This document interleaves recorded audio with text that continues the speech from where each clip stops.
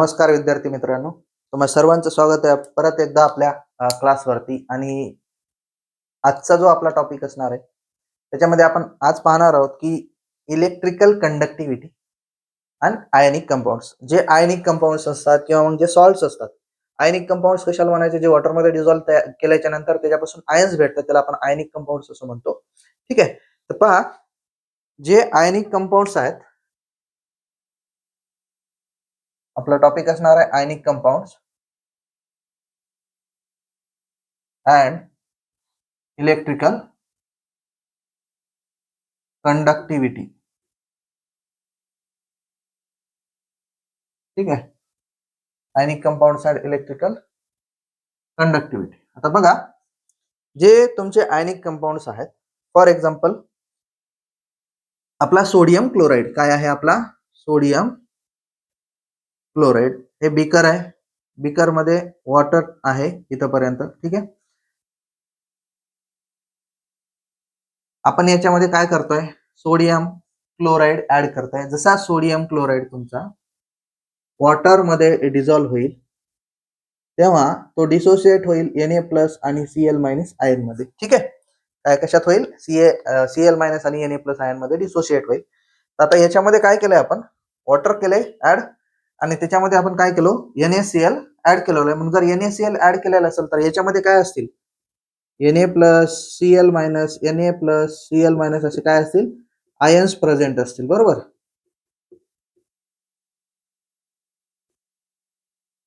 या प्रकारचे आयन्स याच्यामध्ये प्रेझेंट असतील. तर मग आता मला हे सांगायचंय की एखादा आयनिक कंपाऊंड आहे आणि त्याला जर वॉटरमध्ये डिझॉल्व्ह करून त्याच्यामधून इलेक्ट्रिसिटी पास होते का?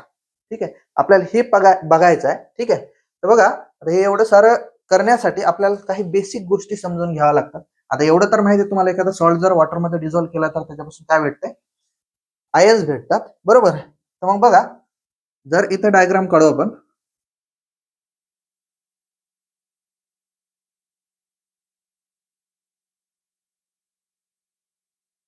या दोन मेटल प्लेट्स, त्याला इलेक्ट्रोड म्हणत असतो आपण.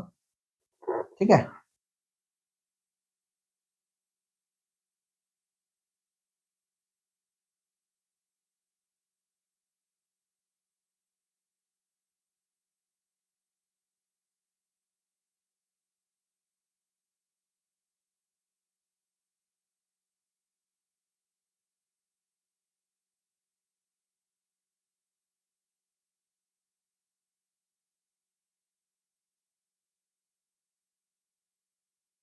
ही बॅटरी आपली.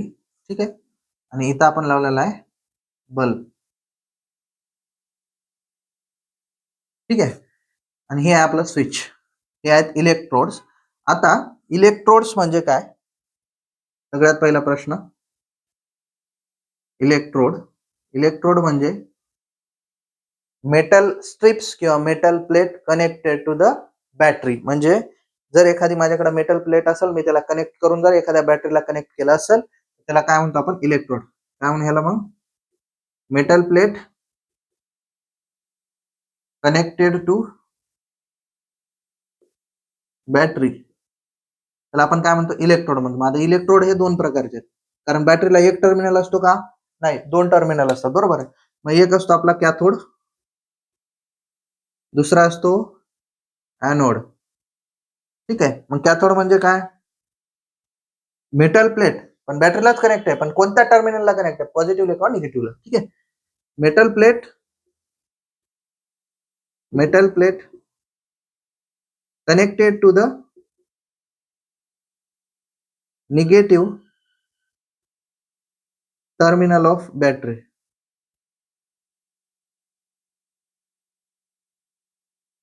त्याला आपण काय म्हणतो? कॅथोड म्हणतो. ॲनोड कशाला म्हणायचं? मेटल प्लेट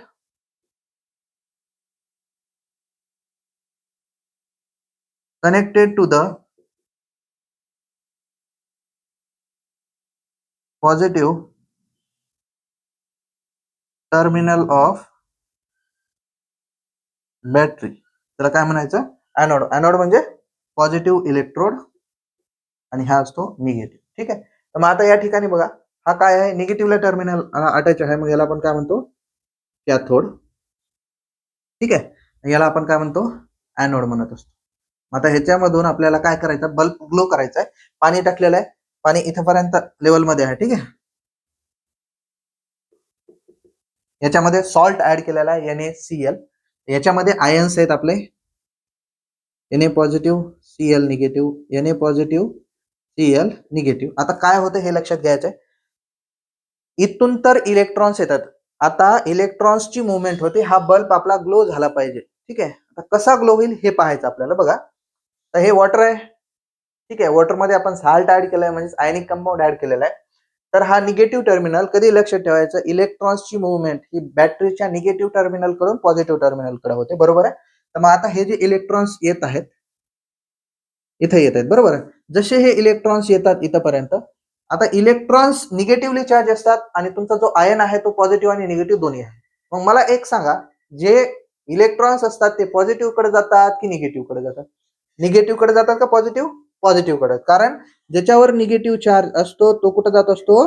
पॉझिटिव्ह कडे. म्हणजे सोडियम काय करतो, जो इलेक्ट्रॉन कॅथोड पाशी आलेला आहे त्याला काय करतो, गेन करतो, ठीक आहे. गेन करतो आणि स्वतः काय करतो, Na प्लसच्या Na स्टेट मध्ये जाऊन इथं डिपॉझिट होतो. कुठं? कॅथोड वरती. मग आता बघा, इलेक्ट्रॉन इथून इथपर्यंत तर आले, पण ह्या इथून या एनोड पासून इकडे बल्ब कडे जायला पाहिजे, तेव्हाच हा बल्ब काय होईल, ग्लो होईल, ठीक आहे. मग आता जाणार कसे? जर हे पॉझिटिव्ह आयन इलेक्ट्रॉन गेन करत असेल तर कुणाकडे तरी अजून निगेटिव्ह चार्ज प्रेझेंट आहे, तो काय करेल, मग जो पॉझिटिव्ह इलेक्ट्रोड आहे, जो एनोड आहे, त्याला काय करेल, आपले इलेक्ट्रॉन्स देईल. काय करेल, हा इलेक्ट्रॉन्स देईल. जसा हा इलेक्ट्रॉन घेईल, हा इथून काय करतील, इलेक्ट्रॉन हे फ्लो करतील तुमच्या सर्किटमध्ये, ठीक आहे. मग आता हे काय होत आहे, इथं सोडियम इथं डिपॉझिट होत आहे आणि तुमचा जो Cl आहे Cl2 च्या फॉर्म मध्ये एनोड पासून काय करत आहे, Cl2 गॅस निघून जात आहे आणि जो सोडियम आहे तो काय करत आहे, इथं डिपॉझिट होत आहे, बरोबर. आता लक्ष घ्या, इथं स्विच आपण आता चालू करू, ठीक आहे. स्विच चालू केल्याच्या नंतर इथून इलेक्ट्रॉन यायलेत, इलेक्ट्रॉन घ्यायला सोडियम, इलेक्ट्रॉन द्यायला एनोडला क्लोरीन, आणि क्लोरीन इलेक्ट्रॉन दिल्याच्या नंतर जशाच तसे इलेक्ट्रॉन आपल्या सर्किट मध्ये फ्लो होत आहेत. हा म्हणजे तुमचा बल्ब आहे तो काय होत आहे, ग्लो होत आहे. याचा अर्थ काय, की जर आयनिक कंपाऊंड्स वॉटर मध्ये डिझॉल्व्ह केले आणि त्याच्यामधून जर इलेक्ट्रिसिटी पास केली तर काय होतं, इलेक्ट्रिसिटी फ्लो होते, ठीक आहे. तर याचं रिझन काय आहे, ते जे आयनिक कंपाऊंड्स आहेत त्याचं झालेलं डिसोसिएशन आणि त्याच्यापासून तयार झालेले आयन्स, हे त्याचं मेन काय आहे, रिझन आहे, की तुमच्या आयनिक कंपाऊंड्स वॉटरमध्ये डिझॉल्व्ह केल्याच्या नंतर ते इलेक्ट्रिसिटी स्वतःमधून फ्लो करून घेतात. त्यांना आपण काय म्हणतो, आयनिक कंपाऊंड्स आणि इलेक्ट्रिकल कंडक्टिव्हिटी आपण यालाच बोलतो, ठीक आहे. तर नेक्स्ट पार्ट असणार आहे आपला इलेक्ट्रोलायसिस, ठीक आहे. हे त्याचाच पार्ट आहे, पण थोडंसं आणखी डीप मध्ये आहे, त्याला आपण इलेक्ट्रोलायसिस म्हणतो. त्याच्यामध्ये इलेक्ट्रोलायसिस ऑफ वॉटर पण आपल्याला पाहायचं आहे, ठीक आहे. थँक्यू.